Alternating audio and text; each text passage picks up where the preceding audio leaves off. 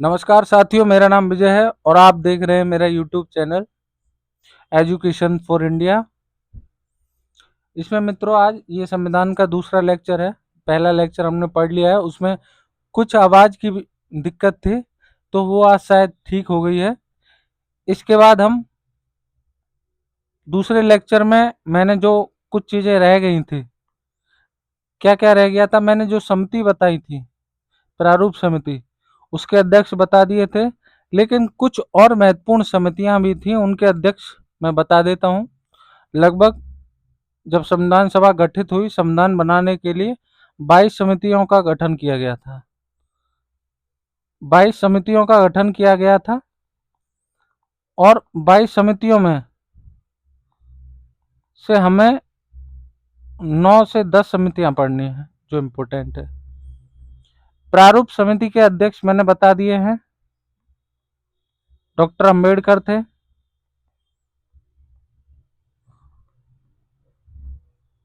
अब आपको याद रखना है, संघ शक्ति समिति,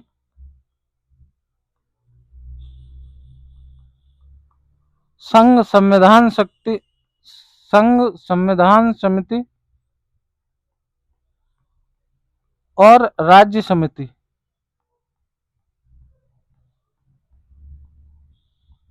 इनके जो अध्यक्ष थे वो थे जवाहरलाल नेहरू, जिसमें संघ लगा है और एक राज्य लगा है, उसके अध्यक्ष थे जवाहरलाल नेहरू। इसके बाद आपको याद रखना है, यहीं से प्रांतीय संविधान समिति,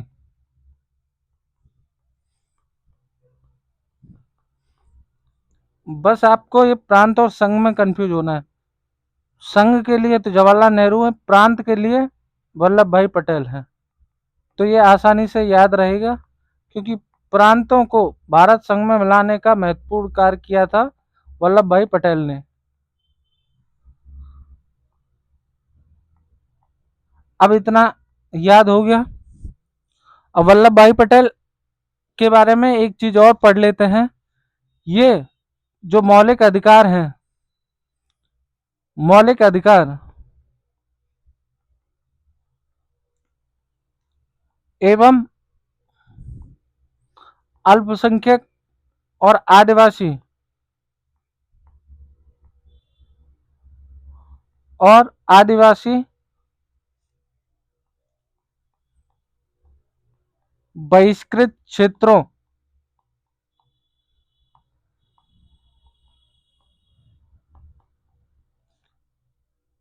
के सलाहकार समिति के भी अध्यक्ष थे। जहां आदिवासी जनजातियां रहती थी, वनों में रहती थी, अंग्रेजों ने उन पे जुल्म किए, जैसे बिरसा मुंडा हुए, ऐसे क्षेत्रों के मौलिक अधिकारों के लिए समिति बनाई गई थी। उनके जो अध्यक्ष थे, बिरसा मुंडा के बारे में हम हिस्ट्री में पढ़ेंगे, वो बहुत इम्पोर्टेंट है। बिरसा मुंडा जो भी, पूरी हिस्ट्री भी बहुत अच्छे से पढ़ेंगे, उसकी टेंशन ना लो। आदिवासी बहिष्कृत क्षेत्रों के समितियों के अध्यक्ष, समिति के अध्यक्ष कौन थे? वल्लभ भाई पटेल। इतना और याद रखना है। मौलिक अधिकार समिति, अल्पसंख्यक और आदिवासी बहिष्कृत, और जितने भी बहिष्कृत क्षेत्र थे जिसमें लोगों ने बहिष्कृत कर रखा था छुआछूत की वजह से, उन समिति को अध्यक्ष बनाए गए थे वल्लभ भाई पटेल। इसके बाद हम आगे बढ़ते हैं। कुछ चीजें और आपको ध्यान देनी है। एक इम्पोर्टेंट और है संचालन समिति,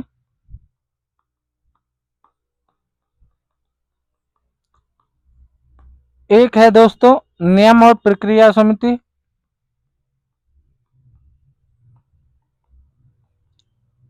एक है संचालन समिति, तो मैंने बता दिया है। नियम समिति बता दिया है। झंडा समिति के बारे में और पढ़ लो, झंडा समिति। इन तीनों के अध्यक्ष थे डॉक्टर राजेंद्र प्रसाद।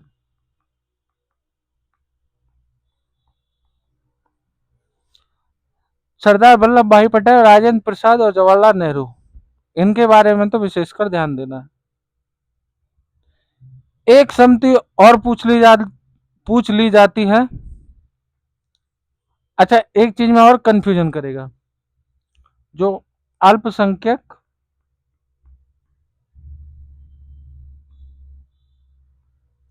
बहिष्कृत क्षेत्रों के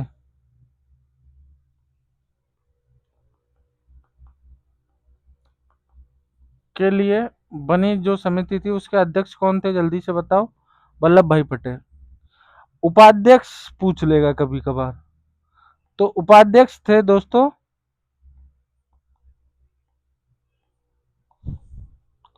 एस.सी. मुखर्जी। एस.सी. मुखर्जी के बारे में मैंने पहले बता दिया है, कौन थे एस.सी. मुखर्जी, जल्दी से बताइए। एस.सी. मुखर्जी कौन थे? एस.सी. मुखर्जी थे, जब 11 दिसंबर 1946 को संविधान सभा की दूसरी बैठक हुई थी, तो संविधान सभा के अध्यक्ष बनाए गए थे डॉक्टर राजेंद्र प्रसाद, और उपाध्यक्ष बनाया था एस.सी. मुखर्जी को। याद आ गया? ठीक है, ये समितियां आपको याद रखनी है। अच्छा, एक सदन समिति, एक और याद रख लो, सदन समिति, ये भी पूछ ली जाती है। सदन समिति, इसके अध्यक्ष थे पट्टाभी सीतारमैया। पट्टाभी सीतारमैया।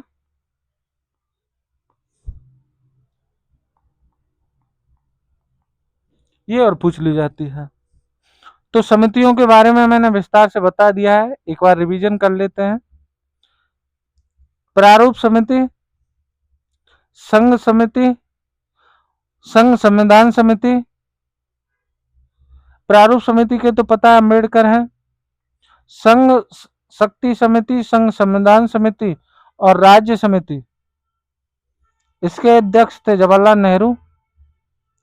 प्रांतीय मौलिक अधिकार और आदिवासी, इसके अध्यक्ष थे वल्लभ भाई पटेल।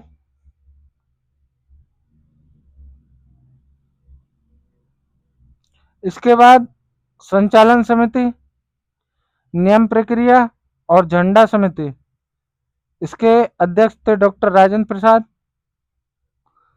अल्पसंख्यक बहिष्कृत क्षेत्रों के लिए उपाध्यक्ष एस.सी. मुखर्जी को बनाया गया था, और सदन समिति के अध्यक्ष थे पट्टाभी सीतारमैया। इतना आपको समझ में आ गया है समितियों के बारे में। बस इतनी ही समितियां पूछी जाएंगी, इससे ज्यादा आपको पूछी नहीं जाएगी। ये सब पीडीएफ में आपको प्रिंटेड मिल जाएगा, इसकी टेंशन आप ना ले। समझाने के लिए मैंने ये लिख के बता दिया था। अब हम भारतीय संविधान की अनुसूचियां पढ़ लेते हैं। अनुसूचियां हम क्यों पढ़ रहे हैं? क्योंकि भाग और अनुच्छेद, क्योंकि जो अब हमारे अगले लेक्चर रहेंगे भाग 1 से लेकर भाग 22 तक, सारे लेक्चर हम कंप्लीट कर लेंगे। जब हम भाग 1 पढ़ेंगे तो भाग 1 के अंदर कितने आर्टिकल हैं उनकी भी जानकारी लेते रहेंगे, और उन आर्टिकलों में क्या है उसकी जानकारी भी लेते रहेंगे। अनुसूचियां ये रह जाएंगी, लेकिन अनुसूचियों के बारे में हम अभी पढ़ लेते हैं। तो अनुसूचियों के बारे में पढ़ते हैं।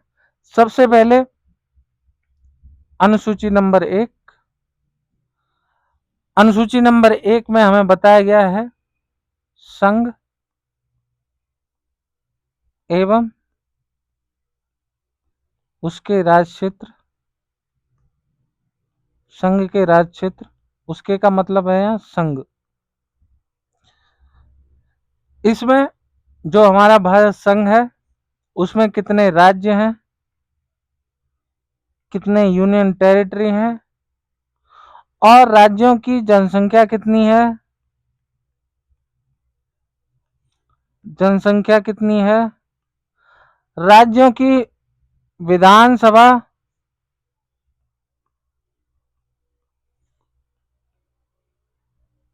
ये आपने पढ़ा होगा मेरे हिसाब से पहले। विधानसभा, विधान परिषद,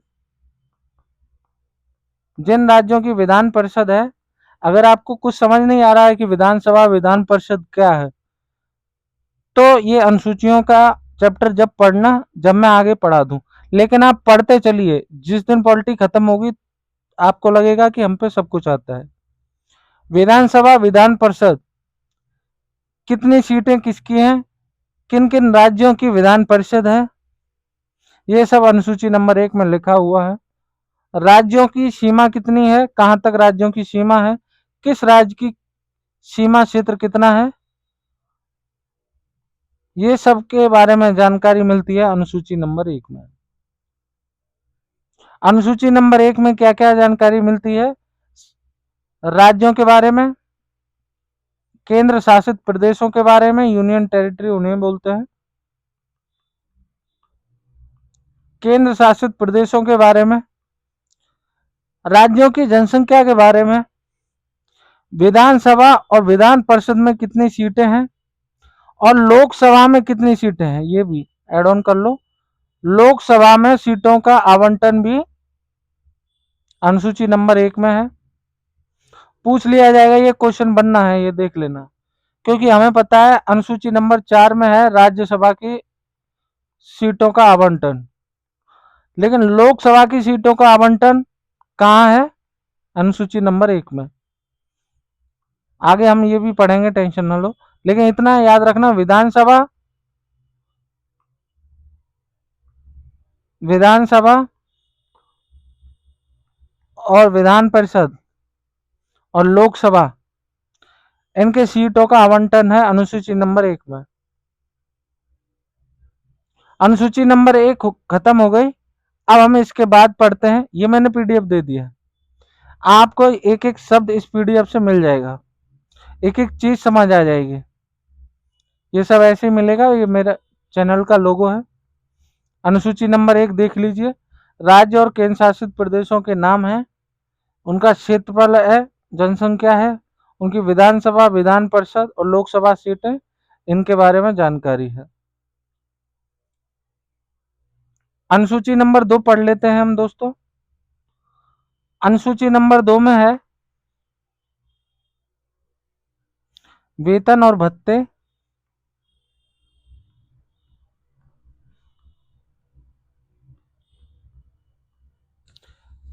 अनुसूची नंबर 2 को बड़े अच्छे से पढ़ेंगे दोस्तों हम। क्यों पढ़ेंगे? क्योंकि अनुसूची नंबर 2 में वेतन भत्ते हैं राष्ट्रपति के, सुप्रीम कोर्ट और हाई कोर्ट के न्यायाधीश के, जजों के, और एक संस्था है CAG, controller and auditor general, इनके वेतन भत्तों के बारे में जानकारी है। लेकिन अगर आपको पूछे कि बताइए किसके वेतन भत्तों के बारे में अनुसूची नंबर 2 में नहीं है, तो याद रखना दोस्तों, सांसद, विधायक, मंत्री,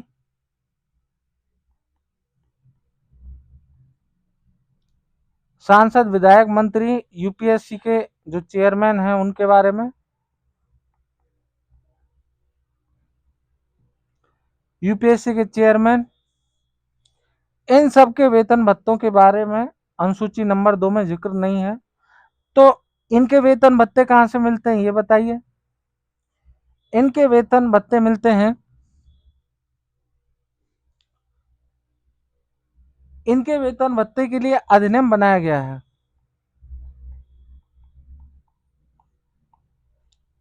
अधिनियम के माध्यम से इन्हें वेतन भत्ते मिलते हैं।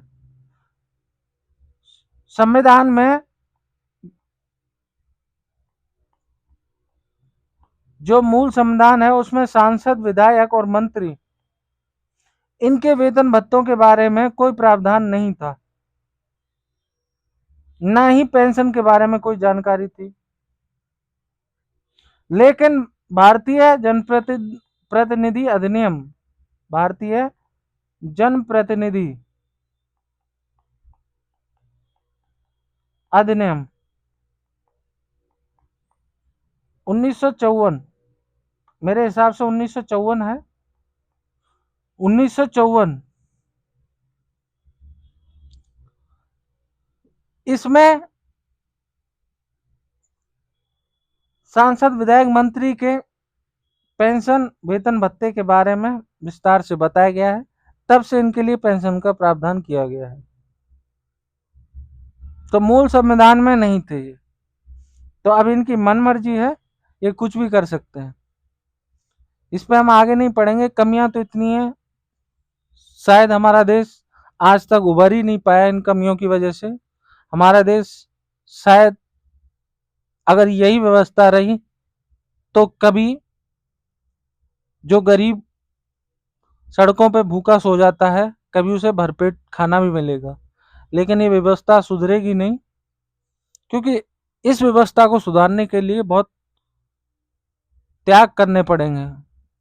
एकजुट होकर ये व्यवस्था उखाड़ के फेंकनी होगी, तभी इस देश का भला हो सकता है। लेकिन हम उस पर नहीं जाएंगे। हमारा काम है पढ़ाई करने का, तो पढ़ाई करेंगे।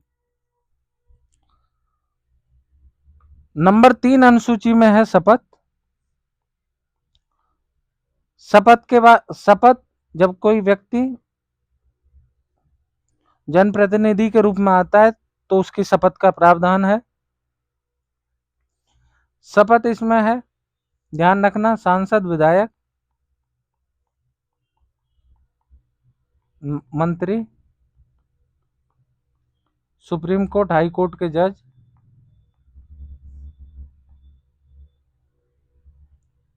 और राज्यपाल, इनके बारे में इस शपथ में जिक्र है कि कौन इन्हें शपथ दिलाएगा। लेकिन लेकिन लेकिन लेकिन ये याद रखना है, राष्ट्रपति और उपराष्ट्रपति,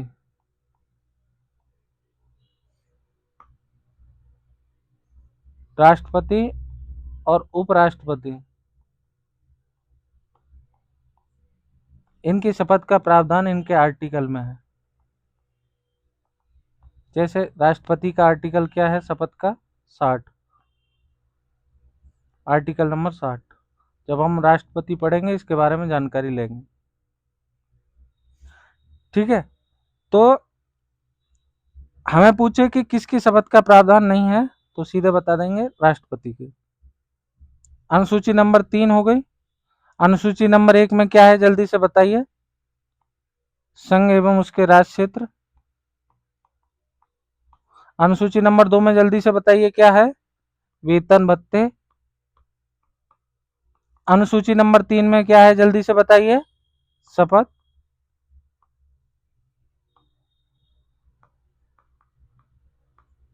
ठीक है, अब इसके बाद आगे बढ़ते हैं अनुसूची नंबर 4 पे। अनुसूची नंबर 4 पे है राज्यसभा की सीटों का आवंटन।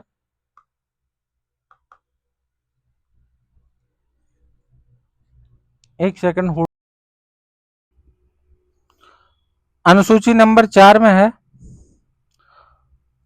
राज्यसभा की सीटों का आवंटन।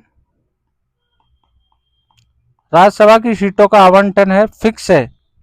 अनुसूची नंबर 4 में किस राज्य से कितनी राज्यसभा की सीटें होंगी, इतना मैं आपको बता देता हूं। हमारी संसद है, संसद में 2 सदन होते हैं। एक उच्च सदन होता है दोस्तों, एक निम्न सदन होता है।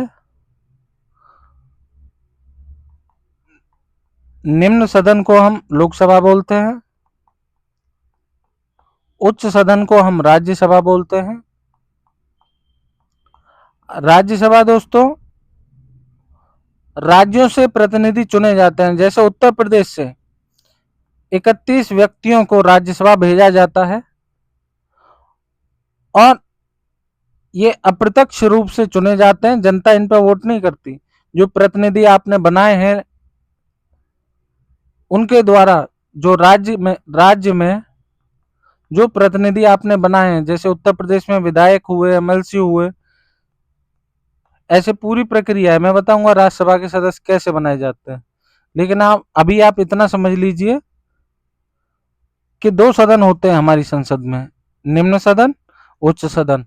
निम्न सदन को लोकसभा बोलते हैं। लोकसभा के सदस्यों के द्वारा ही प्रधानमंत्री चुना जाता है बहुमत के आधार पर। ठीक है। राज्यसभा उच्च सदन होता है, ये अप्रत्यक्ष रूप से चुने जाते हैं। राज्यसभा के मेंबरों का चुनाव नहीं होता है, जनता के द्वारा चुनाव नहीं होता है, वैसे चुनाव होता है एकल संक्रमणीय प्रणाली से होता है। जो आप लोकसभा के जो राज्य में विधानसभा होती है, इसके बारे में पूरा स्ट्रक्चर बताऊंगा आराम से। अभी अनुसूचियां हैं तो अनुसूचियों के बारे में ही मैं आपको बता रहा हूं। तो इतना समझ लो, संसद दो सदन में है, लोकसभा और राज्यसभा। ठीक है, तो हम आगे बढ़ते हैं। राज्यसभा की सीटों का आवंटन है इसमें, जैसे उत्तर प्रदेश है, उत्तर प्रदेश में कितनी सीटें हैं राज्यसभा के लिए? 31। आपका जो भी स्टेट है उसके बारे में आप जानकारी करके याद कर लेना। हरियाणा क्या है तो कोई हरियाणा का पढ़ लेना, बिहार का है तो कोई बिहार का पढ़ लेना, या राजस्थान का है राजस्थान का पढ़ लेना, मध्य प्रदेश का है मध्य प्रदेश की पढ़ लेना। तो अनुसूची नंबर 4 हो गई। इसके बाद हम पढ़ते हैं अनुसूची नंबर 5। अनुसूची नंबर 5 में है जो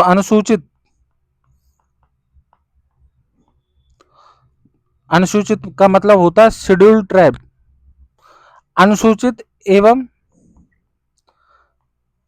जनजातीय क्षेत्रों का प्रशासन।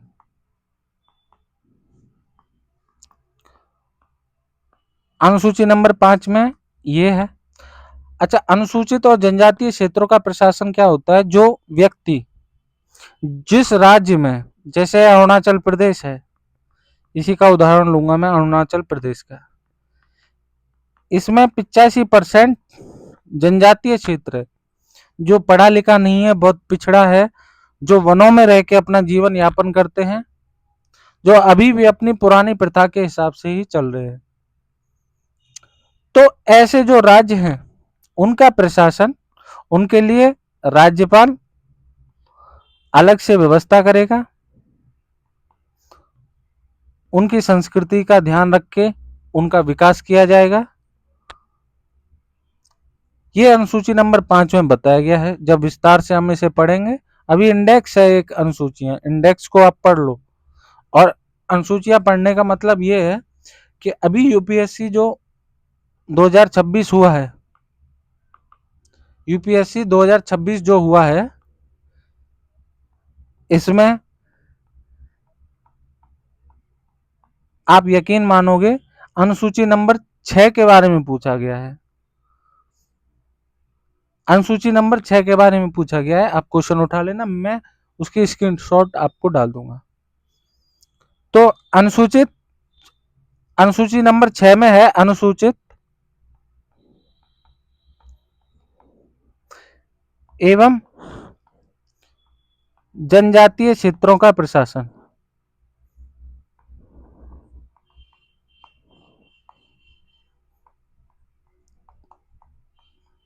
अब आपने बोला है कि यही तो अनुसूची नंबर 5 में लिखा दिया आपने, तो ये कुछ स्पेसिफिक स्टेट हैं, 4 स्टेट हैं वो, असम, मेघालय, त्रिपुरा और मिजोरम। इन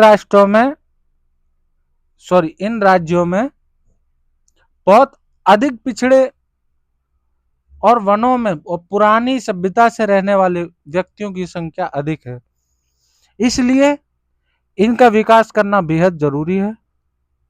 अनुसूची नंबर 6 में वही राज्य डाले जाते हैं, उनका विकास अच्छे से हो, उनके संस्कृति में सरकार का विकास के आधार पर, जैसे पेड़ कटाना, ये दखल उनकी बिना सहमति से ना हो। जैसे असम में अभी लगभग, ये घटना आप यूट्यूब पे देख लेना या गूगल पे देख लेना, असम में क्या हुआ, कंपनी का नाम नहीं बताऊंगा मैं इसमें। एक कंपनी को सरकार ने टेंडर दिया कि यहाँ पे इतने लाखों पेड़ काट के यहाँ पे विकास करना है और यहाँ पे इंडस्ट्री बनानी है। लेकिन अनुसूची नंबर 6 में ये प्रावधान है कि वहां के जो लोकल व्यक्ति हैं उनसे लिखित में उनके सिग्नेचर चाहिए, सहमति चाहिए। सहमति लेने के बाद ही वहां पे पेड़ों की कटाई हो सकती है। लेकिन लोकल लोगों ने सहमति देने से मना कर दिया, क्योंकि उनका खाना पीना सिर्फ वनों पे ही अभी आधारित है। उन्हीं फलों को खा के वो अपना जीवन यापन करते हैं। वर्षा के मौसम में थोड़े से पेड़ों को काट के वहां खेती योग्य भूमि बना लेते हैं, और वहां भूमि उगाने के बाद मौसम बदल जाता है तो उस जगह को छोड़ के आगे बढ़ जाते हैं। तो ऐसे वो जीवन यापन करते हैं। अब उन लोगों ने सहमति नहीं दी तो उस कंपनी ने कुछ गुंडे हायर किए और वहां के लोगों को मारा पीटा और जबरदस्ती उनके सिग्नेचर करवाए और सहमति लेके पेड़ों की कटाई शुरू कर दी। यह मामला पहुंचा सुप्रीम कोर्ट में। सुप्रीम कोर्ट में इसमें सुनवाई हो रही है अभी। इसका निर्णय आएगा, निर्णय आने के बाद मैं आपको विस्तार से बता दूंगा। तो अनुसूची नंबर 6 में है अनुसूचित एवं जनजातीय क्षेत्रों का प्रशासन, असम, मेघालय, त्रिपुरा, मिजोरम। अब हम चलते हैं अनुसूची नंबर 7 में। अनुसूची नंबर 7 में है दोस्तों शक्ति का बंटवारा। शक्ति इसी के ऊपर ये देश का बंटाधार है। अब मैं इस पर ज्यादा जाऊंगा नहीं। शक्ति का बंटवारा ही बताता है केंद्र और राज्य में क्या संबंध है। केंद्र और राज्य में, केंद्र और राज्य के संबंध बताता है। कैसे बताता है केंद्र और राज्य के संबंध? जैसे रेलवे है, रेलवे के लिए जो कानून बनाती है, एक तो राज्य की सरकार होती है दोस्तों, जो नहीं बिल्कुल जानता वो सुन लो। एक राज्य की सरकार होती है, एक केंद्र की होती है। केंद्र की पूरे भारत की होती है जो बीजेपी है, और राज्य की अलग अलग स्टेटों में उसके हिसाब से। जैसे पश्चिम बंगाल में पहले तृणमूल कांग्रेस थी, उत्तर प्रदेश में बीजेपी है। ये राज्य की सरकारें हो गई। रेलवे केंद्र का विषय है, केंद्र सरकार का। तो ये एक सब विषय है। इन विषयों पे जो अधिकार है वो किसका है? इन पे कानून बनाने का अधिकार केंद्र का है। तो जो ये विषय हैं इन्हें बोलते हैं संघ सूची। संघ सूची के विषय। संघ सूची में कौन कौन से विषय हैं? जैसे रेलवे है, विस्तार से बताऊंगा, अभी समझ लो। जैसे भूमि है, जब टीएमसी थी, तृणमूल कांग्रेस, पश्चिम बंगाल में, तो वहां पर रेड क्लिफ लाइन पे, बंगाल की लाइन पे, बॉर्डर पे तार लगाने थे। लेकिन भूमि राज्य का विषय है, भूमि राज्य का विषय है, ये राज्य सूची में आता है। तो वहां पश्चिम बंगाल की मुख्यमंत्री ममता बनर्जी ने उस समय वहां तार खिंचवाने से मना कर दिया। तो ये राज्य के विषय हैं। इन पे कानून कौन बनाएगा दोस्तों? राज्य। शिक्षा, शिक्षा केंद्र का भी है, संघ का भी है और राज्य का भी विषय है। इस पे कानून संघ भी बनाएगा, दोनों एकजुट होकर शिक्षा पे अच्छा कार्य करेंगे। लेकिन कोई शिक्षा पे कार्य ही नहीं कर रहा है। विडंबना देखो, शिक्षा पे अभी तक कोई कार्य किया ही नहीं। जो 1900 क्या बताऊं 1950 से जो शिक्षा चली आ रही है वही शिक्षा है। अभी हमारे भारत में शिक्षा का कोई विकास ही नहीं हुआ। ये ऐसा टॉपिक है, इसे मुझे सुनते ही गुस्सा आने लगती है। शिक्षा अभी भी वही चली आ रही है 1950 वाली। ना तो कोई व्यक्ति का मानसिक विकास हो रहा है।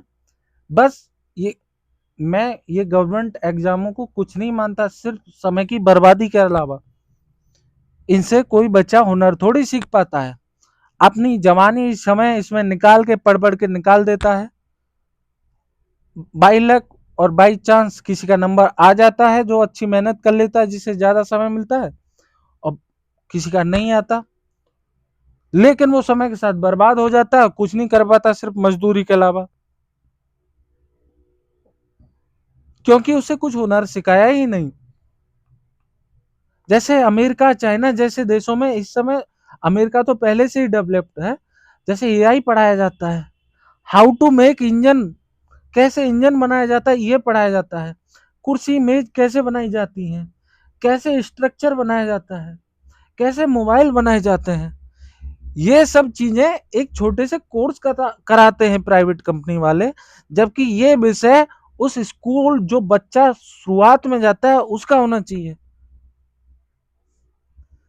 शिक्षा की पद्धति बहुत खराब है हमारे भारत में, इसलिए हमारे भारत का विकास नहीं हो पा रहा है, और सबसे बड़ा कारण है करप्शन, और दूसरा सबसे बड़ा कारण है, इसमें मैं बिना किसी झिझक के बोलूंगा, राजनीति में अशिक्षित व्यक्ति को शिक्षा मंत्री बना देना, जो जानता ही नहीं शिक्षा का विकास कैसे होगा। और ये आज से नहीं, 1950 से यही होता आ रहा है। हर बार जो शिक्षा मंत्री बनाया है वो एकदम मक्का और निकम्मा बनाया है। हमारे भारत में जनता को ऐसे चढ़ाया जाता है इन नेताओं के बारे में, क्या बताएं। स्वास्थ्य मंत्री ऐसा बना दिया जाता है जिसका स्वास्थ्य ठीक नहीं, कितना चिढ़ाया जा रहा है, जनता का खून खोल रहा है कि वो क्या कर लेगा, वो खुद का स्वास्थ्य ठीक नहीं कर पाता कि लोगों के स्वास्थ्य के लिए क्या व्यवस्था कर सकता है। स्वास्थ्य के लिए ये भी, स्वास्थ्य किसका विषय है,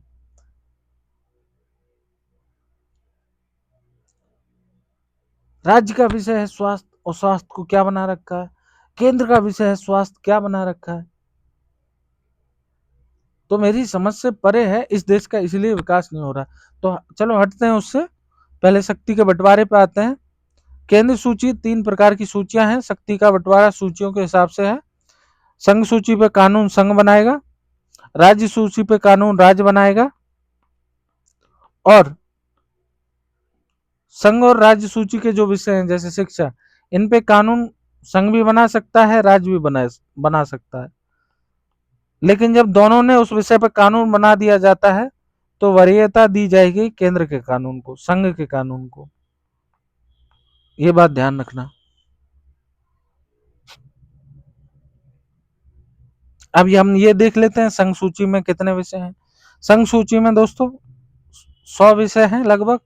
100 के बारे में विस्तार से अगर पढ़ना है तो मैं पीडीएफ डाल दूंगा, आप एक एक चीज याद रख लेना। राज्य के कितने विषय हैं, राज्य के 62 विषय हैं, 61 विषय हैं, सॉरी 61 विषय राज्य के हैं। और संघ और राज्य जिस पर कानून बनाते हैं उसको बोलते हैं समवर्ती सूची, ये भी ध्यान रखना। इसे बोलते हैं संघ सूची, इसे बोलते हैं राज्य सूची, इसे बोलते हैं समवर्ती सूची।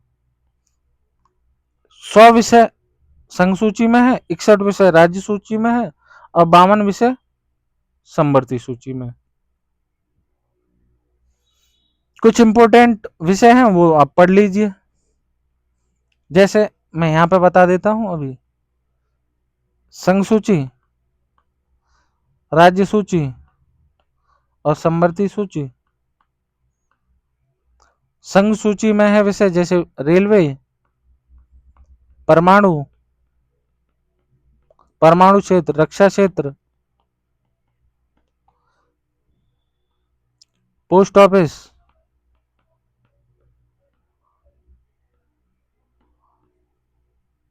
और भी हैं, कई हैं। राज्य सूची पे विषय हैं, राज्य में है भूमि, कृषि, और भी कई राज्य के विषय हैं। समवर्ती सूची में शिक्षा, अच्छा जनसंख्या नियंत्रण, ये राज्य सूची का विषय है, जनसंख्या नियंत्रण। शिक्षा है, स्वास्थ्य है, और भी है, मैं लिस्ट डाल दूंगा जो समवर्ती सूची के विषय हैं। इन पे कानून फिर से पढ़ लो, इन पे कानून समवर्ती सूची पे संघ व राज्य दोनों बना सकते हैं। राज्य सूची पर राज्य बनाएगा केवल, और संघ सूची पर केवल संघ बनाएगा। राज्य सूची पे भी संघ बना सकता है, लेकिन वो जब आपातकाल हो तब। आपातकाल के समय वो हम जब आपातकाल में पढ़ेंगे, पूरा विस्तार से पढ़ेंगे। तो 7वीं अनुसूची हो गई। 8वीं अनुसूची को पढ़ते हैं। 8वीं अनुसूची में दोस्तों मान्यता प्राप्त भाषाएं। मान्यता प्राप्त भाषाएं हैं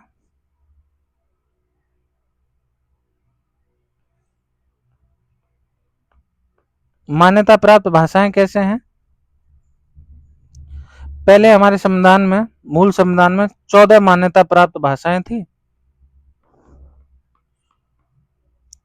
8 और भाषाओं को जोड़ा गया, तो इस समय वर्तमान में 22 मान्यता प्राप्त भाषाएं हैं। 22 मान्यता प्राप्त भाषाएं हैं। कैसे हैं? पहले 21 कॉन्स्टिट्यूशन अमेंडमेंट एक्ट हुआ 1967 में लगभग। इसमें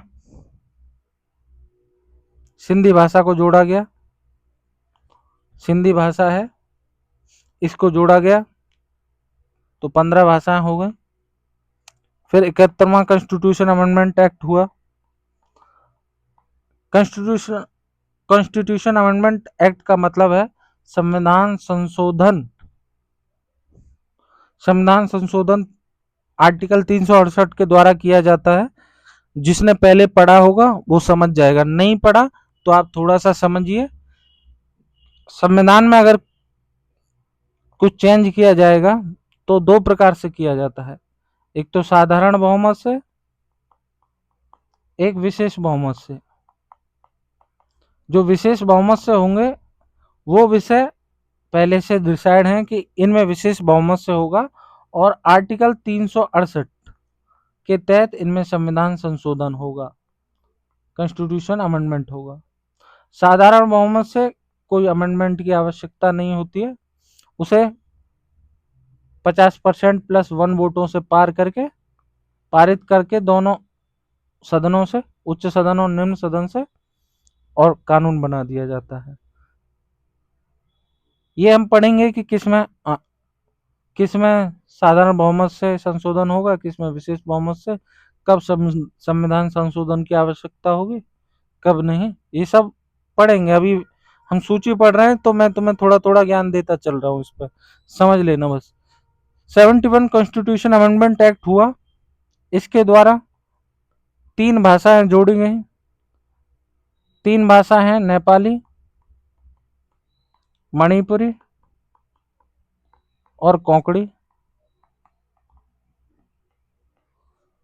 इन्हें हम नमक से याद कर सकते हैं, मैंने भी ऐसे याद की हैं। फिर दोस्तों 21 और 71 92 हुआ, कॉन्स्टिट्यूशन अमेंडमेंट हुआ। इसमें 4 भाषाएं जोड़ी गई, यहाँ 3 जोड़ी गई तो 18 हो गई, 4 भाषाएं जोड़ी गई इसमें। ये एक लाइन में याद हो जाएंगे अगर 1-2 बार रिपीट कर लोगे आप, जैसे बोडो, डोगरी, मैथाली या मैथिली, संथाली। ये 4 भाषाएं 92 कॉन्स्टिट्यूशन अमेंडमेंट एक्ट द्वारा जोड़ी गई।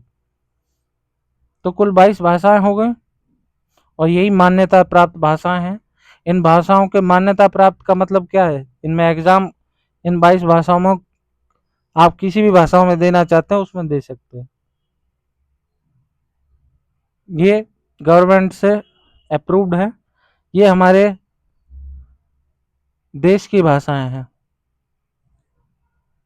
और एक कॉन्स्टिट्यूशन अमेंडमेंट एक्ट और याद रखना है आपको, 97। इसमें दोस्तों क्या हुआ, पहले जो उड़ीसा था उसको उड़िया भाषा बोला जाता था, तो उड़िया भाषा का नाम बदलकर रख दिया गया ओडिया। ये 97 कॉन्स्टिट्यूशन अमेंडमेंट एक्ट द्वारा। अब हमने सूची नंबर 8 भी पढ़ ली है, सूची नंबर 9 पढ़ेंगे। अब सूची नंबर 9 में है अब देखो यहां तक तो हमारे मूल संविधान में थी, ये मूल संविधान में थी। इसके बाद संविधान संशोधन के द्वारा सूचियां जोड़ी गई। 9वीं अनुसूची जो जोड़ी गई थी, 9वीं अनुसूची पहले संविधान संशोधन द्वारा जोड़ी गई थी। पहला संविधान संशोधन 1951 में हुआ था। इसमें भूमि सुधार, क्योंकि अंग्रेज ऐसी व्यवस्था बना के गए थे, जमींदारी व्यवस्था बना गए थे कि जमींदारों को एक जमीन दे दी और जमींदार किसानों को पट्टों पे भूमि देते थे और उनसे लगान वसूलते थे और लगान को वो अंग्रेजों को देते थे। तो कागजों में वो भूमि जमींदारों की थी, लेकिन जब सरकार बनी तो वो जमींदारों की भूमि उन किसानों को ही देना चाह रही थी जो उस भूमि को कर रहे थे। लेकिन संपत्ति का अधिकार, संपत्ति का अधिकार ये बहुत लंबा विषय है। अगर आपको समझ में आ रहा है तो मैं अभी समझा देता हूं, लेकिन जब हम मौलिक अधिकार पढ़ेंगे उसमें पढ़ेंगे। लेकिन आर्टिकल 31 संपत्ति का अधिकार था लोगों के पास। जब लोगों के पास संपत्ति का अधिकार था तो जमींदार जैसे ही सरकार उस भूमि को कब्जे में लेती थी किसानों को देने के लिए, तो जमींदार पहुंच जाते थे सीधे सर्वोच्च न्यायालय, सुप्रीम कोर्ट। जब सर्वोच्च न्यायालय पहुंच जाते थे तो वो आर्टिकल 31 की दुहाई देते। इसकी वजह से वो भूमि सरकार को जमींदारों को लौटानी पड़ रही थी। अब जमींदारों को लौटानी पड़ रही थी तो सरकार बड़ी परेशान की, कैसे किसानों को संपत्ति ये भूमि दी जाए। इसमें बहुत विवाद हुआ, बहुत लंबा चौड़ा निर्णय आया। इसमें 24 अप्रैल 1973 ये डेट, इस दिन सचिन तेंदुलकर का जन्म हुआ था और इसी दिन एक ऐतिहासिक एक मुकदमा चला था सुप्रीम कोर्ट में, केशवानंद भारती। केशवानंद भारती मामले में जजमेंट दिया था। इसमें जजमेंट भी दिया था 13 जजों ने। ये बहुत अच्छा विषय है, लेकिन अभी हम अनुसूची पढ़ रहे हैं, लेकिन फिर भी मैं, अगर आपको समझ में आ रहा है तो कंटिन्यू करता हूं, नहीं भी समझ आए तो जब हम मौलिक अधिकार पढ़ेंगे तो इसके बारे में विस्तार से चर्चा करेंगे। जजमेंट हुआ, 13 जजों ने जजमेंट सुनाया और जज ने जब जजमेंट सुनाया तो उन्होंने आर्टिकल 31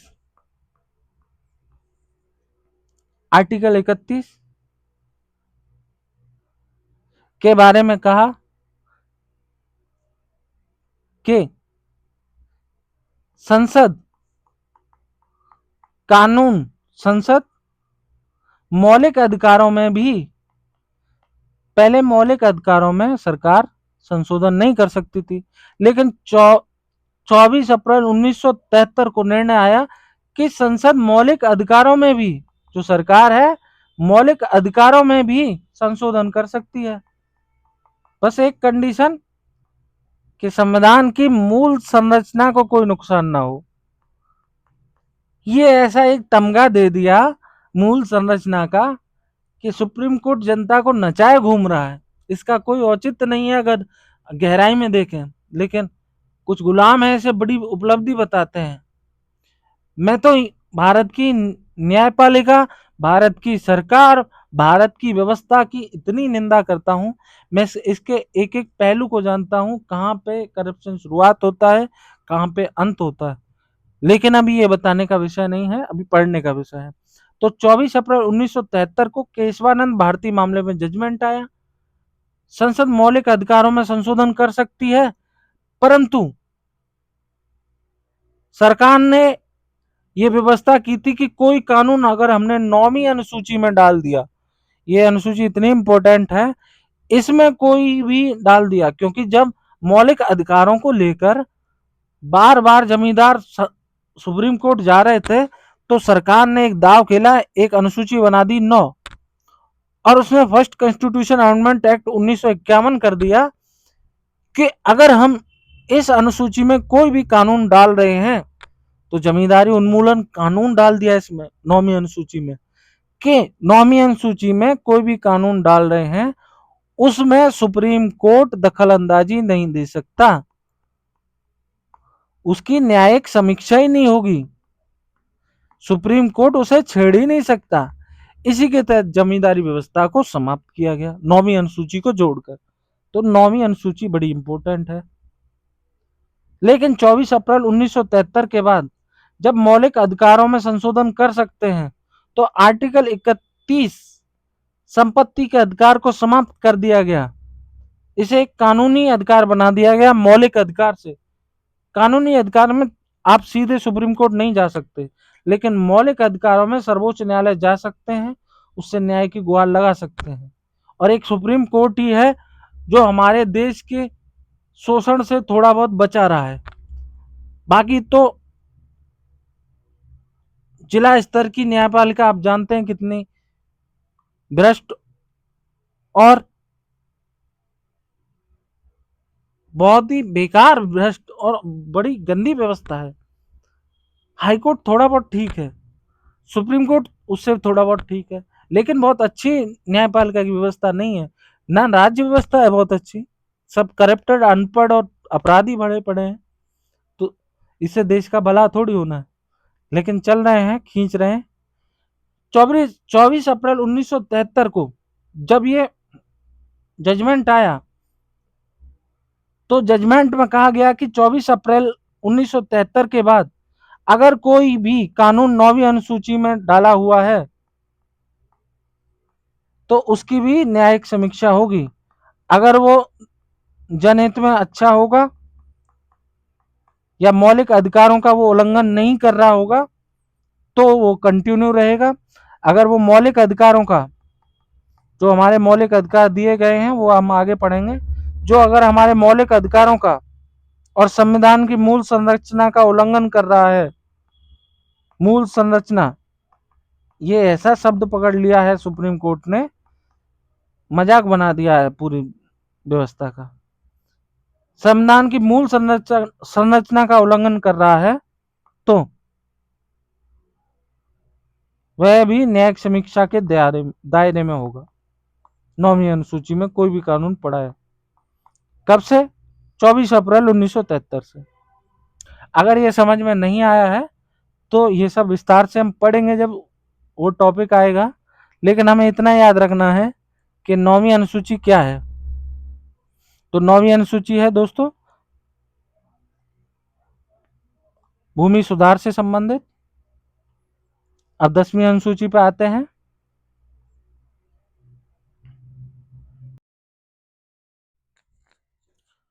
10वीं अनुसूची में है दल बदल कानून। यह दल बदल कानून 52वें संविधान संशोधन द्वारा 1985 में जोड़ा गया था। दल बदल कानून क्यों जोड़ा गया था 1985 में? जैसे नेता है, नेता मान लो कांग्रेस से खड़ा हुआ और जीत गया, जीत के कुछ समय बाद उसे लगा कि कांग्रेस की सरकार गिरने वाली है तो वो जाके बीजेपी में मिल गया।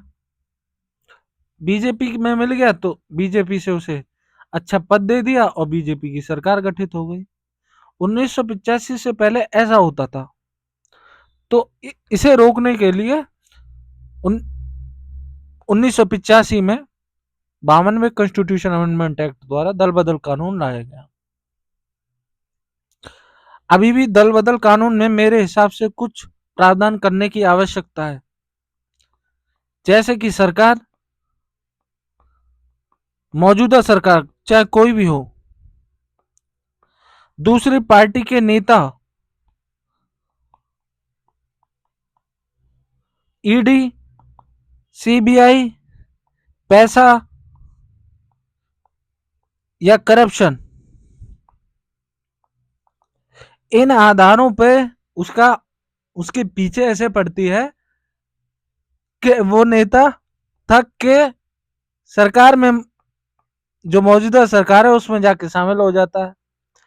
और जिस नेता पर वो छाती पीट पीट कर आरोप लगा रहे थे कि इसने 1,000 करोड़ का घोटाला किया है, और उसकी पार्टी में आने के बाद उसे एकदम साफ सुथरा बना दिया जाता है, और उसी को कहीं मुख्यमंत्री कहीं उप मुख्यमंत्री बना दिया जाता है। तो अभी भी दल बदल कानून में संशोधन होने की बहुत आवश्यकता है, क्योंकि ये नेता जनता के जब भले नहीं हो सकते तो किसी के नहीं हो सकते।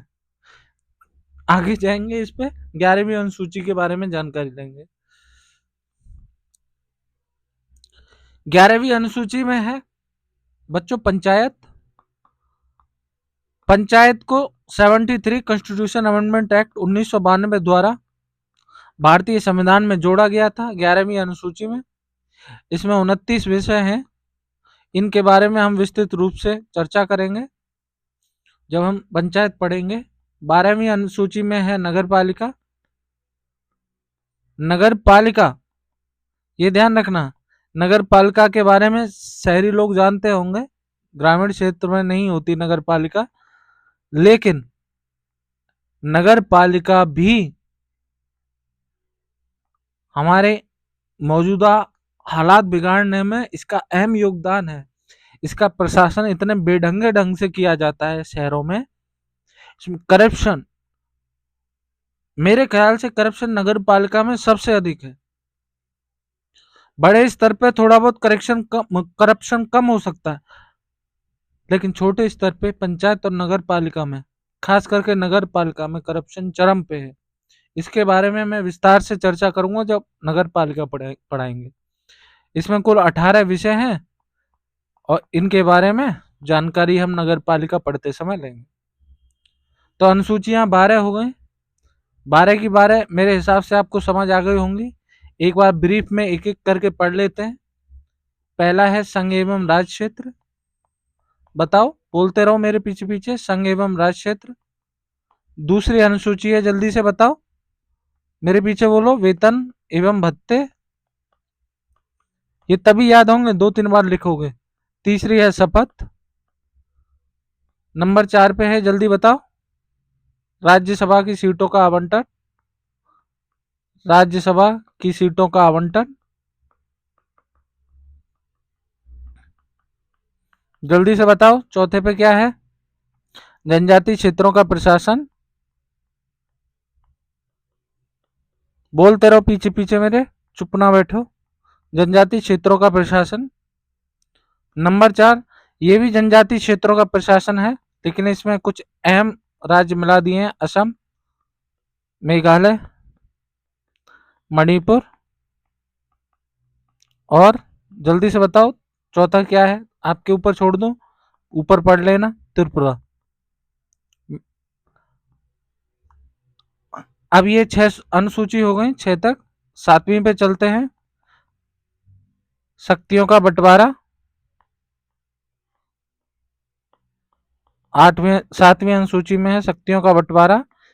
इसमें सूचियों के आधार पर बंटवारा है। 3 सूचियां हैं इसमें, संघ सूची, राज्य सूची और समवर्ती सूची।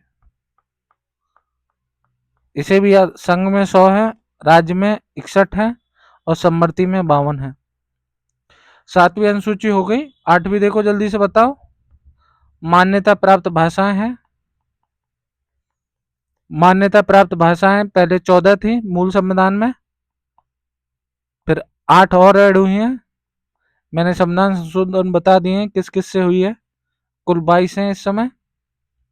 9 में बताओ क्या है, जल्दी से बताओ, बहुत इंपॉर्टेंट है, इस पर बहुत हमने चर्चा करी है। भूमि सुधार।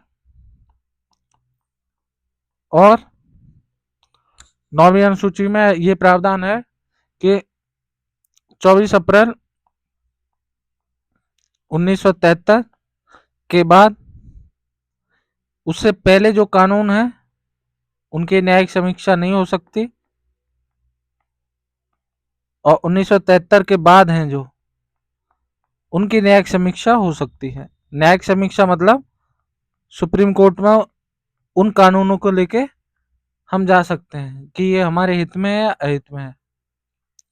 भूमि सुधार पहले कॉन्स्टिट्यूशन अमेंडमेंट एक्ट द्वारा जोड़ा गया था, ये हमने सब चर्चा कर ली है, याद करते रहो। 10वीं अनुसूची में क्या है? 10(4) दल बदल, दल बदल कानून कब जोड़ा गया था? 52 कॉन्स्टिट्यूशन अमेंडमेंट एक्ट द्वारा। 11 में क्या है जल्दी से बताओ? पंचायत। 12 में जल्दी से बताओ क्या है? नगर पालिका। नगर पालिका में कितने विषय हैं? 18। पंचायत में आप बताओ कितने? देख के बताना कितने? 29। ठीक है, ये अनुसूचियां हो गई 12 तक, 11 और 12। जब अनुसूचियां हो गई, अब हम संविधान की ओर चर्चा करते हैं, बढ़ते हैं अपने संविधान की ओर। और संविधान की ओर बढ़ते हुए हम पढ़ेंगे संविधान की प्रस्तावना और प्रस्तावना की विशेषताएं। ठीक है, तो हम शुरुआत करते हैं आगे चल के।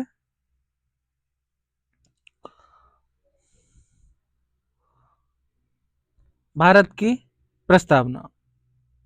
बच्चों, प्रस्तावना पढ़ने से पहले प्रस्तावना के बारे में कुछ महत्वपूर्ण पॉइंट याद कर लो। कुछ महत्वपूर्ण पॉइंट है। नंबर 1, जो प्रस्तावना है हमारे संविधान में, इसका जो विचार है, प्रस्तावना का विचार अमेरिका से लिया गया है। अमेरिकी संविधान से, क्योंकि अमेरिकी संविधान में प्रस्तावना का उल्लेख है, और प्रस्तावना का उल्लेख है तो अमेरिका से इसका विचार लिया गया है। प्रस्तावना हर किसी देश के संविधान में है, ज्यादातर सभी देशों के संविधान में है। पूछ लिया जाता है कि प्रस्तावना का विचार हमारे संविधान सभा के महान भावों के मन में किस देश के संविधान को लेकर आया था? अमेरिका के। भाषा कहां से ली है इसकी? देख रहे हो, भारत ने सिर्फ लिया है, तभी तो भारत का भला नहीं हुआ है।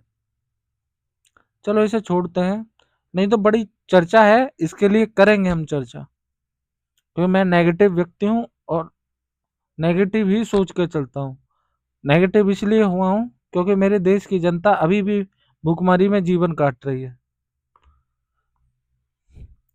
भाषा इसकी ली गई है दोस्तों ऑस्ट्रेलिया से, ऑस्ट्रेलिया के संविधान से ली गई है भाषा। प्रेरणा,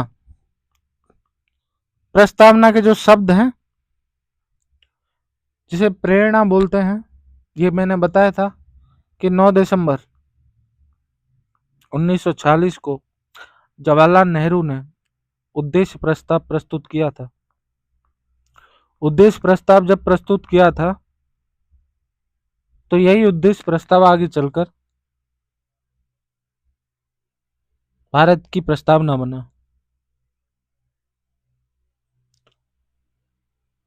क्वेश्चन ये आ चुका है कि उद्देश्य प्रस्ताव जवाहरलाल नेहरू ने कब पेश किया था?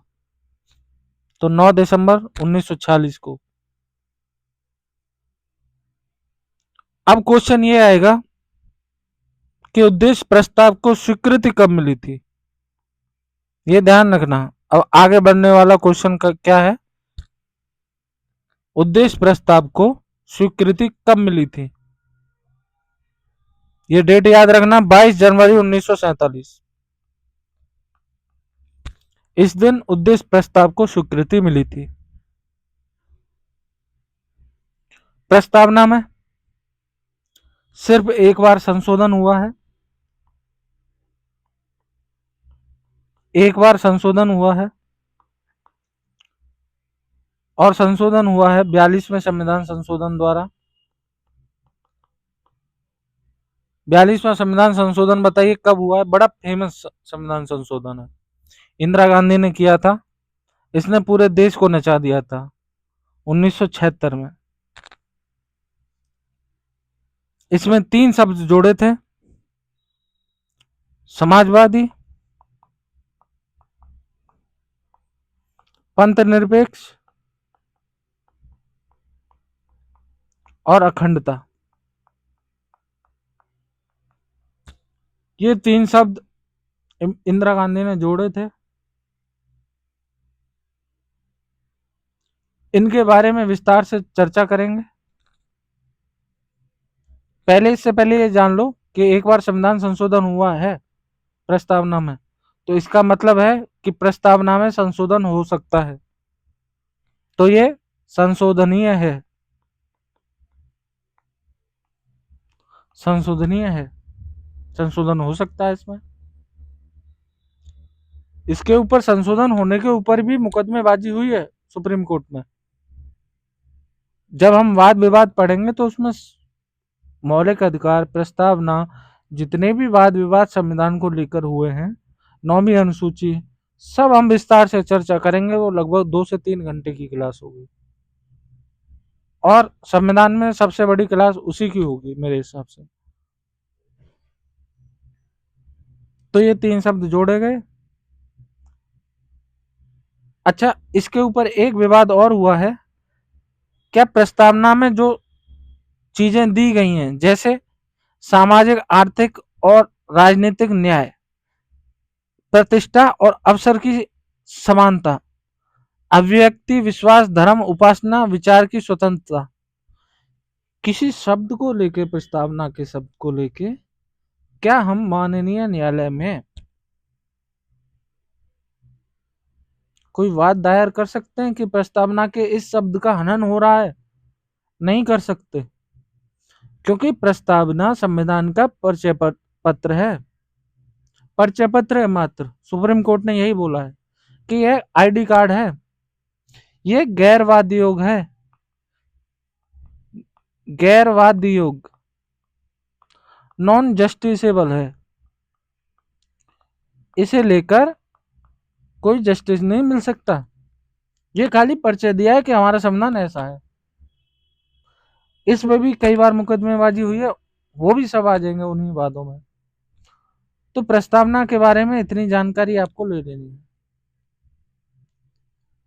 विचार अमेरिका से लिया गया है, भाषा ऑस्ट्रेलिया से ली गई है, प्रेरणा उद्देश्य प्रस्ताव से ली गई है, एक बार संशोधन हुआ है तो संशोधनीय है, गैरवाद योग्य है। और प्रस्तावना को 2 व्यक्तियों के ने क्या क्या कहा है। एक तो प्रस्तावना को परिचय पत्र कहा है संविधान का, आरडी कार्ड। ये किसने कहा है? पालकी वाला ने। पालकी वाला।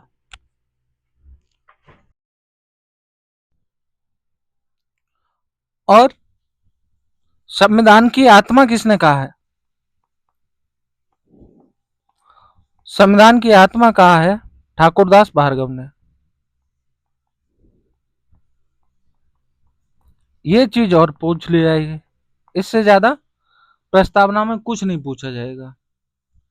लेकिन प्रस्तावना के एक एक शब्दों को हमें याद करना है, क्योंकि अब प्रस्तावना में से, प्रस्तावना की भाषा से क्वेश्चन आ रहे हैं। अब जितने भी क्वेश्चन आए हैं प्रस्तावना की भाषा से आए हैं। तो इसका जो स्क्रीनशॉट लेना चाहता है स्क्रीनशॉट ले ले। इसके बाद हम प्रस्तावना को आगे पढ़ेंगे।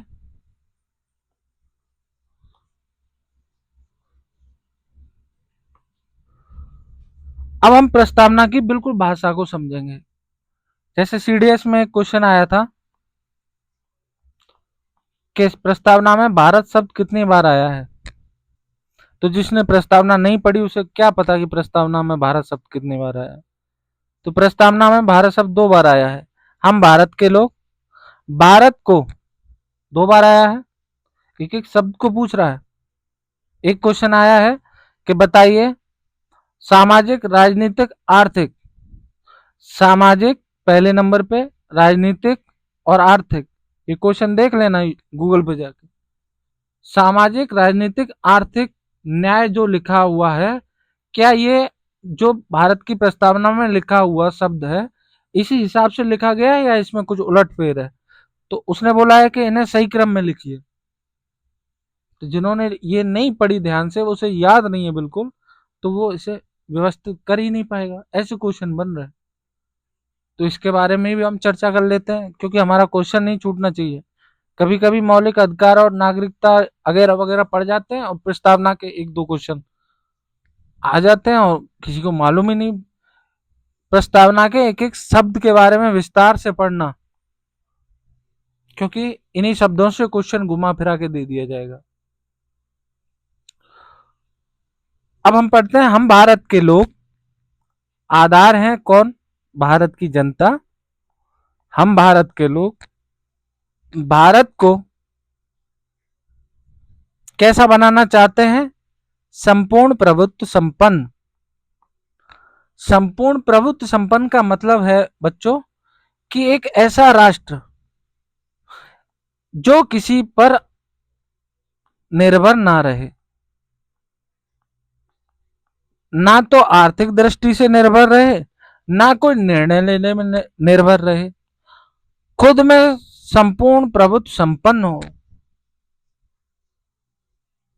संपूर्ण प्रभुत्व संपन्न का मतलब ही यही है कि कोई राष्ट्र अपने आप में संपन्न है, किसी अन्य राष्ट्र पर निर्भर नहीं है। हम भारत के लोग भारत को कैसा बनाना चाहते हैं? जल्दी से बताइए। संपूर्ण प्रभुत्व संपन्न। समाजवादी। समाजवादी पे हम विस्तृत रूप से चर्चा करेंगे। समाजवादी का मतलब अभी उन लोगों को भी नहीं मालूम होगा जिनकी इस नाम से पार्टी है। समाजवादी शब्द ही अपने आप में बड़ा महत्वपूर्ण है, बहुत महत्वपूर्ण शब्द है ये। अगर आप किसी अच्छे से अच्छे पढ़ने वाले व्यक्ति से पूछ लेंगे समाजवादी का सार्थक अर्थ क्या है, तो कोई बता भी नहीं पाएगा।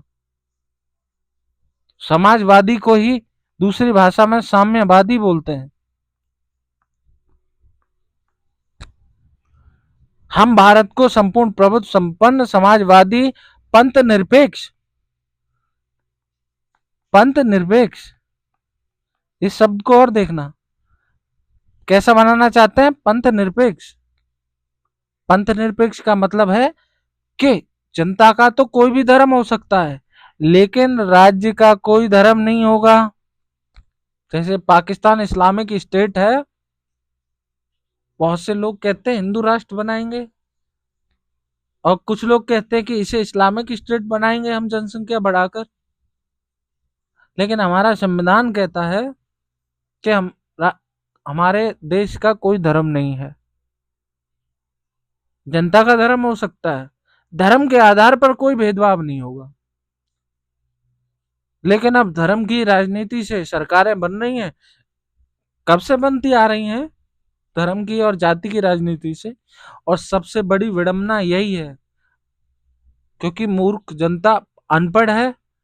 मैं पूरी जनता को नहीं बोल रहा हूं, जो पढ़े लिखे नहीं है, जो ये सोच नहीं सकते कि जातियों में इंसान बना के भेजा है तो इंसान बनी है, जातियों में बनने से क्या है? जिस दिन मरोगे मिट्टी हो जाओगे, आग लग जाएगी, कुछ नहीं बचेगा। वो भी इंसान है, इंसान को इंसान की तरह ही समझिए। जातियों में बंटने से कोई फायदा नहीं है।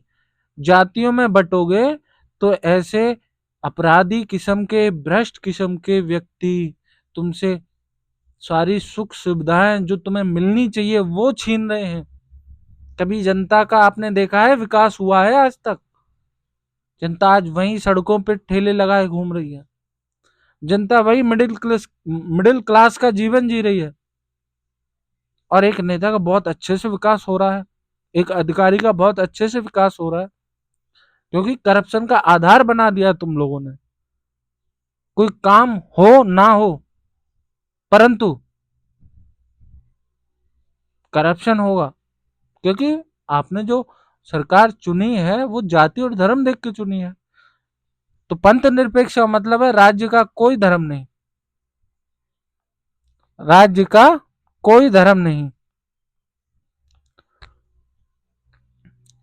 दूसरा शब्द है दोस्तों लोकतंत्रात्मक गणराज्य।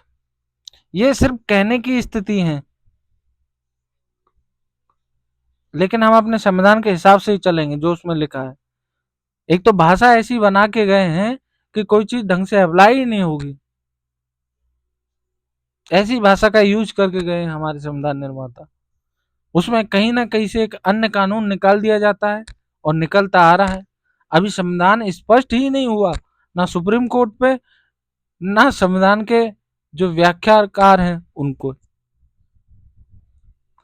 लोकतंत्र, हम भारत को कैसा बनाना चाहते हैं? लोकतंत्रात्मक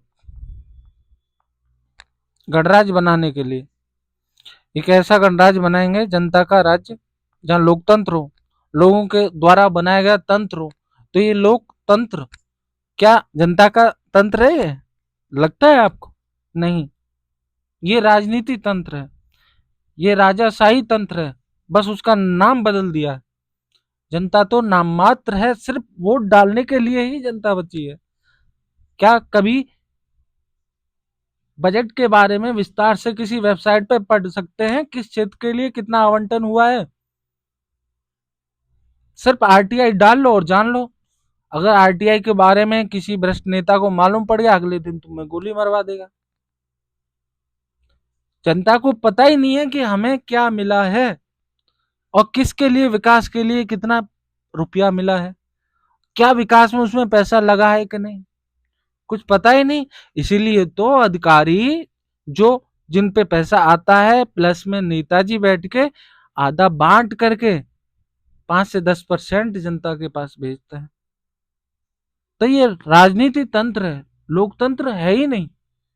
जनता तो सिर्फ साधन है वोट डालने का। चलो हम इसमें विस्तार से चर्चाएं करेंगे, कमियां हैं ये।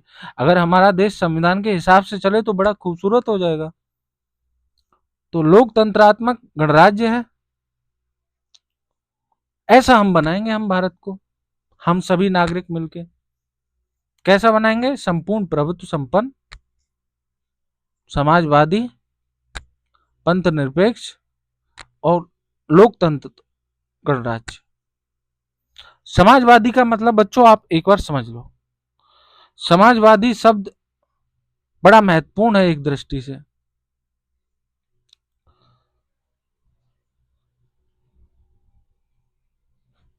समाजवाद दो प्रकार का होता है। समाजवाद की उत्पत्ति सबसे पहले दो प्रकार का होता है, एक तो मार्क्सवाद, एक गांधीवाद।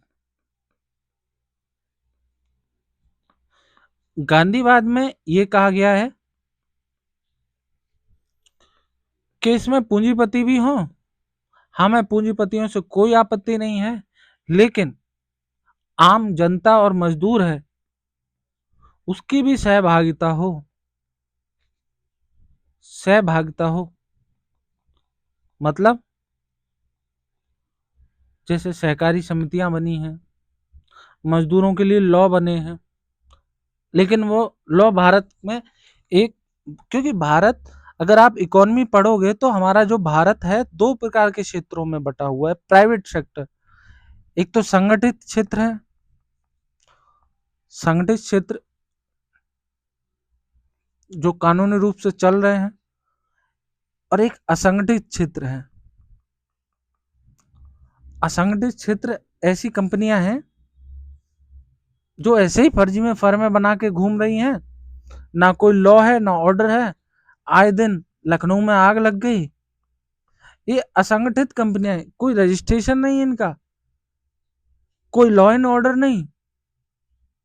ऐसी अन्य प्रकार की, कोई घर में ही साबुन बना रहा है, कोई घर में ही मैगी बना रहा है।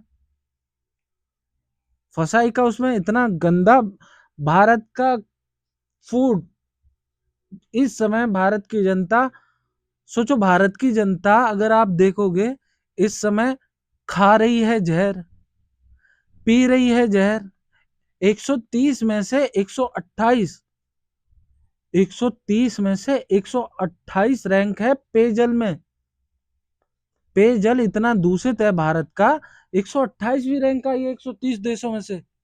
तो सोचो हमारे देश का क्या भला होगा। क्यों? सिर्फ जनता जागरूक नहीं है।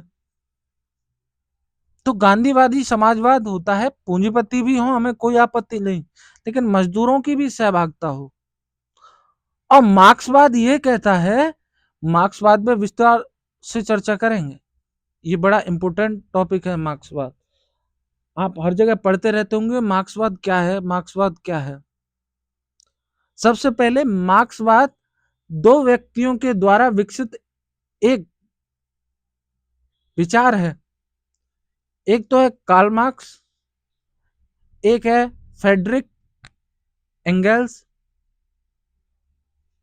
जिसे एंजल्स भी बोलते हैं। कार्ल मार्क्स की विचारधारा क्या थी? सबसे पहले कार्ल मार्क्स के कथन को पढ़ेंगे हम। कार्ल मार्क्स ने कहा था कि अब तक के सभी समाजों का इतिहास, अब तक के सभी जितने भी समाज हैं, समाज दो भागों में बांटा कार्ल मार्क्स ने। समाज को कार्ल मार्क्स ने दो भागों में बांटा दोस्तों। इसे बहुत अच्छे से पढ़ेंगे। कभी आप मार्क्स, अगर आपको देखा जाए तो ये कार्ल मार्क्स नाम ही ऐसा है, लेकिन व्यक्ति इतना महान है ये गरीब व्यक्तियों के लिए। मैं इसका प्रचार नहीं कर रहा हूँ, भारत में भी ऐसी संस्था है, लेकिन इनके विचारों को लोगों ने उल्टा लेके गलत सिद्ध कर दिया और तमाम तरह के नक्सलवाद ये पैदा हो गए। कार्ल मार्क्स के अनुसार इसने ये बोला है कि जो वर्ग है, वर्ग में सदियों से संघर्ष चला आ रहा है। जमींदार थे, जब जमींदार थे तो मजदूरों में संघर्ष था। जमींदार थे, मजदूर मतलब उस समय मजदूर नहीं थे, किसान थे, किसानों में संघर्ष था। और जब पूंजीपति हो गए तो मजदूरों में संघर्ष शुरू हो गया। ये संघर्ष तब खत्म होगा, ये संघर्ष तब खत्म होगा जब पूंजीपति और मजदूर एक समान हो जाएंगे, एक समान हो जाएंगे। ये मार्क्सवाद, कार्ल मार्क्स का सिद्धांत था। वो चाहता था कि कोई गरीब ना रहे, समाज का हर वर्ग बराबर रहे, क्योंकि ये पूंजीपति मजदूरों की मेहनत, पैसा, मुनाफा सारा खा जाते हैं। एक पूंजीपति लाखों मजदूरों की मेहनत का फायदा उठाकर इतना धन संचित कर लेता है कि असमानता चरम पर हो जाती है। और इसके द्वारा ये तो सही है बिल्कुल, एक व्यक्ति इतना पूंजीपति अरबों में है, अडानी, और एक दो टाइम की रोटी भी नहीं खा पा रहा। कार्ल मार्क्स के अनुसार सभी को बराबर करना था। इसने पूंजीपति वर्गों को, इसने पूंजीपति वर्गों को बुज़दुर्गा बोला था और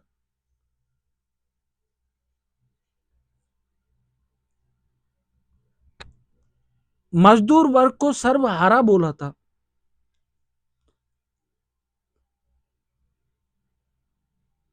सर्वहारा का मतलब है कि सारी मेहनत एक मजदूर करता है, बहुत कठिन कार्य करता है, रिस्की कार्य करता है, कई मृत्यु होती है। अभी लगभग 22 जून को ही एक फैक्ट्री बनाते हुए मुंबई में 7 मजदूर एक खंबे के नीचे दब के मर गए, क्योंकि मजदूरों के लिए कोई सुविधा ही नहीं है, कुछ इक्विपमेंट ही नहीं प्रोवाइड कराते। भारत में मजदूरों की जान की कीमत तो बिल्कुल जीरो है। और ऐसे रिस्की काम का फायदा ये लोग उठा लेते हैं, मजदूर, ये पूंजीपति वर्ग।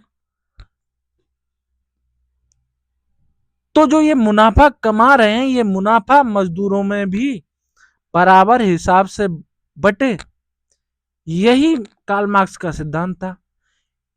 इसका अंतिम लक्ष्य था कि वर्ग संघर्ष के माध्यम से पूंजीवाद का अंत हो और एक समाजवादी समाज या साम्यवादी समाज की स्थापना हो।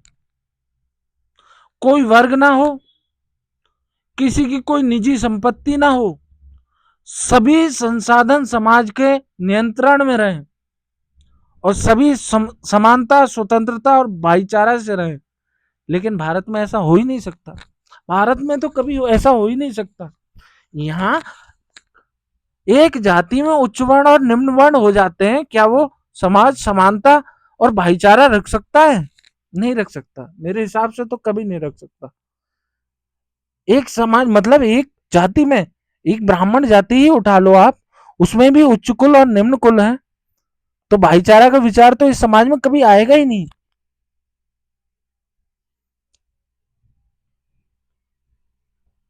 मार्क्सवाद का सिद्धांत कैसे उसने ये सोचा, ये मैंने बता दिया है। पहले दास प्रथा थी, लोग मालिक बनते थे और मजदूर दास थे। फिर सामंतवाद आया, लोग जो पूंजीपति थे वो राजा और जमींदार थे, और किसान था मजदूर। पूंजीवाद में पूंजीवादी और मजदूर के बीच संघर्ष हो गया।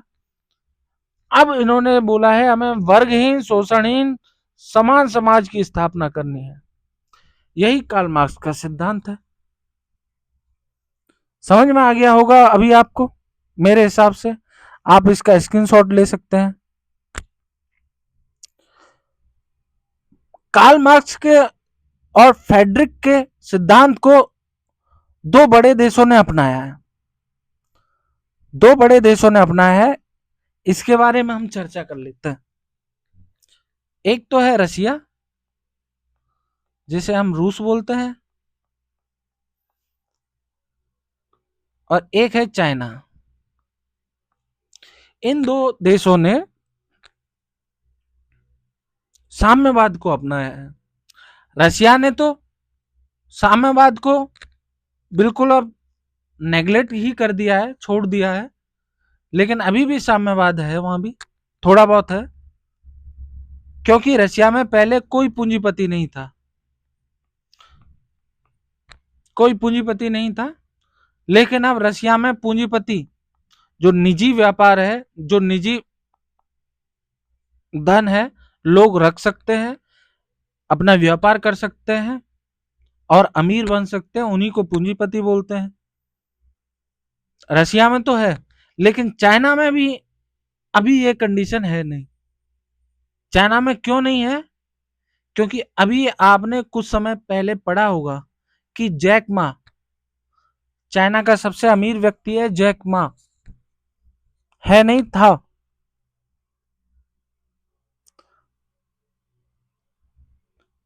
उसको चीन की गवर्नमेंट ने 3 महीने के लिए गायब कर दिया।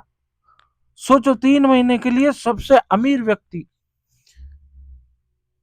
अब वो कहाँ है उसकी 3 महीने से किसी कोई जानकारी नहीं। जैकमा को तो आप जानते ही होंगे।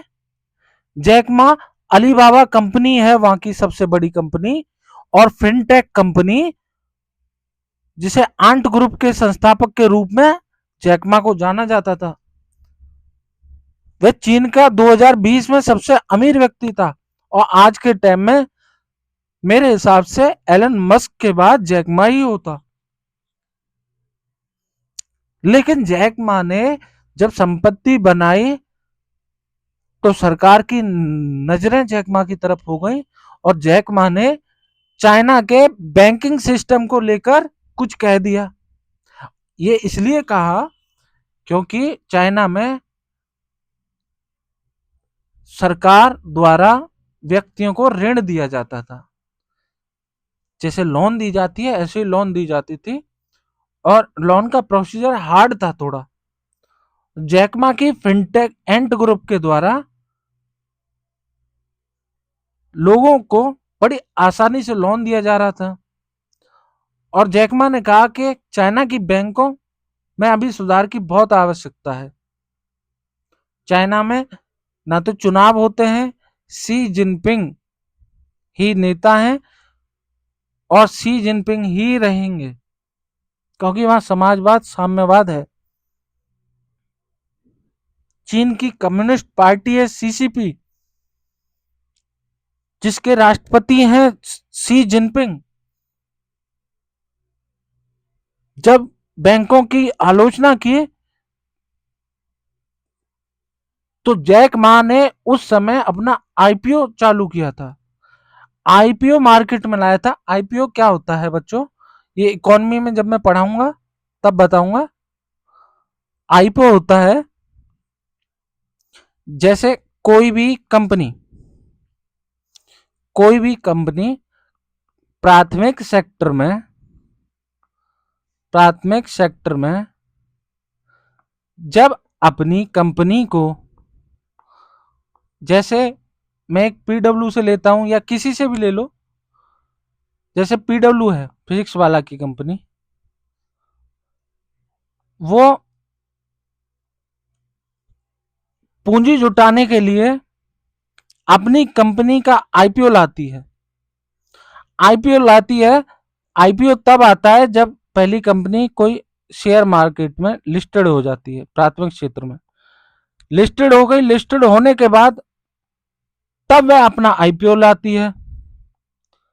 आईपीओ लाने के बाद वो निर्धारित करती है कि मेरी कंपनी 5,000 करोड़ की है और इसका एक शेयर मैं आपको 1,00,000 रुपए में सेल करूंगा। लोग बाग उसके शेयर को सेल करते हैं, मतलब सॉरी बाई करते हैं, और बाई करने के बाद वह कंपनी अपने लिए पूंजी जुटाती है। तो पूंजी जुटाने के लिए कोई कंपनी शेयर मार्केट में आईपीओ लाती है। कहां पे? शेयर मार्केट में। लेकिन जब इकोनॉमी पढ़ेंगे हम अच्छे से पढ़ेंगे इसके बारे में।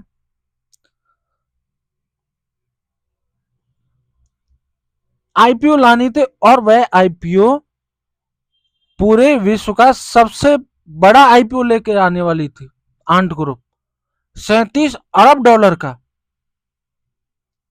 इतिहास में सबसे बड़ा आईपीओ 2020 में लाने वाली थी जैक मा की कंपनी आंट ग्रुप। चाइना को लगा ये सही, जब उन्होंने बैंक की आलोचना की तो कम्युनिस्ट पार्टी ने टारगेट कर लिया और एंटी ट्रस्ट के तहत उनकी जांच शुरू कर दी और 3 महीने तक जैक मा को बंदी बना के रखा या जेल में डाल दिया या गायब कर दिया। 3 महीने बाद जब उनकी कंपनी को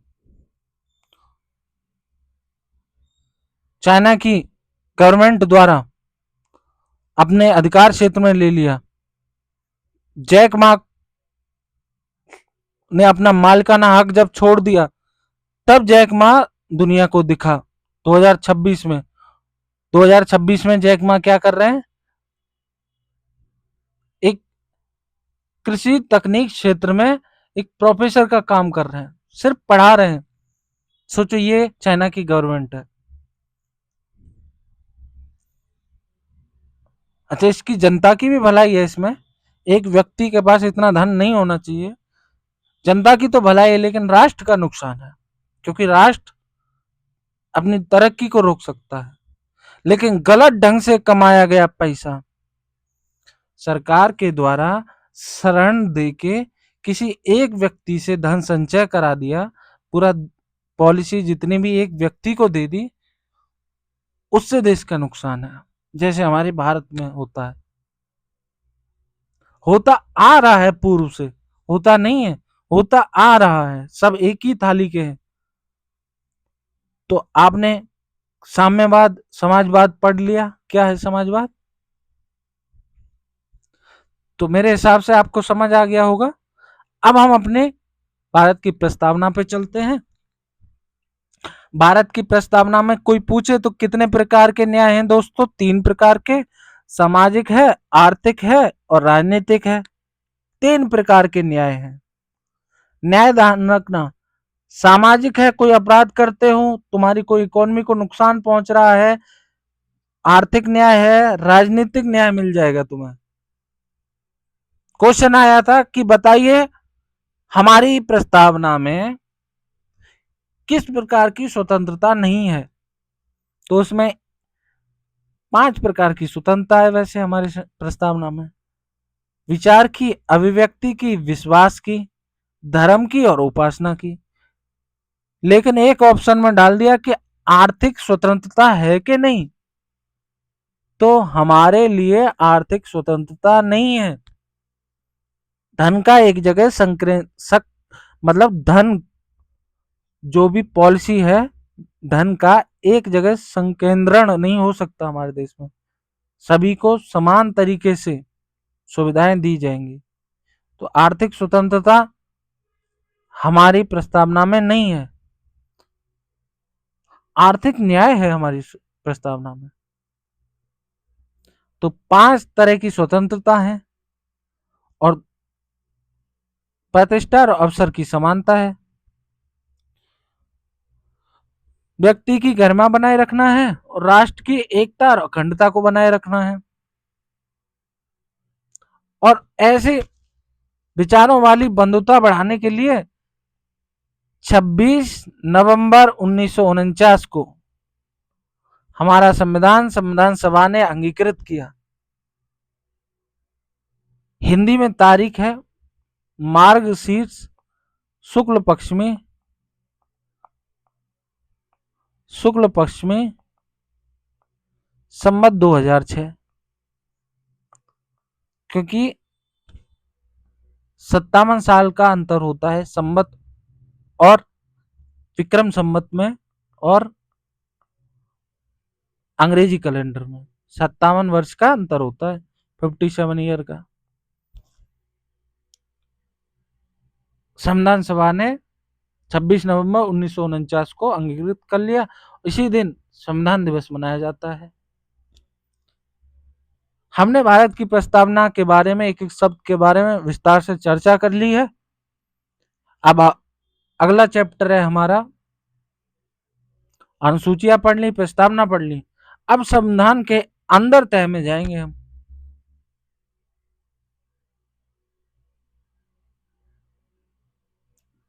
अंदर तय का मतलब संघ एवं राज्य क्षेत्र भाग 1 से शुरुआत करेंगे और आगे बढ़ेंगे। अभी ये लेक्चर थोड़ा बड़ा हो जाएगा, इसलिए यहीं पे विराम देते हैं। अगली वीडियो में हम भाग 1 से शुरुआत करेंगे। ठीक है, नमस्कार दोस्तों, जय हिंद। मिलते हैं अगली वीडियो में।